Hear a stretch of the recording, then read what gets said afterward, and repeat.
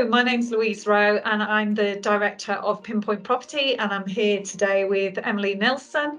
We're here to talk about skills-based hiring and why using this approach can help alleviate hiring shortages, create loyalty and help with retention of staff. So firstly, Emily, what is skills-based hiring? Skill-based hiring is when an employer moves away from traditional methods of using education, qualifications, job titles and history as their benchmark to hire an individual. Instead, the organisation looks more broadly concerning an individual's skill sets and how this already inherent knowledge can be used to perform a task or a role. It also embraces the upskilling of new and existing staff to fill openings, creating trust and role engagement and retention. So there's some really great benefits by using skill-based hiring. Do you think this approach can work in the sector that we specialise in with property and facilities management opportunities? Yes, the market is still incredibly tight with respect to sourcing staff for specific roles. I see skill-based hiring mainly working well for junior openings and those property and FM roles that might need general administration, data analysts, customer service or sale components. People leadership, financial and operational skill sets are also equally transferable. Are there any occasions where you might find it won't work?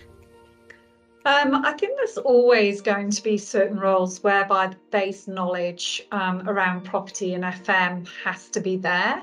For instance, it'd be really difficult for an asset manager to capitalise on the return on investment without any inherent property expertise.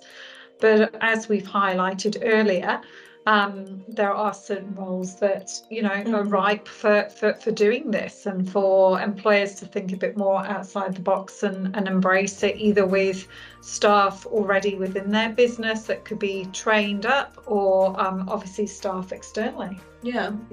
Have you recently experienced an employer adapting skill-based hiring? I think there's been a few occasions recently that we've found with one particular organisation that has actually adopted that. For instance, from a facilities management point of view, we were handling an FM role in regional Victoria. So the candidate pool was really tight to source, and the client had an open mindset. And we ended up sourcing a facilities manager who had worked in aircraft maintenance, who excelled in managing compliance, had really strong customer service skill sets, and also could problem solve when under pressure. And I think you've had a recent example too. Yes, I have. I recently filled a administration assistant role for a centre manager.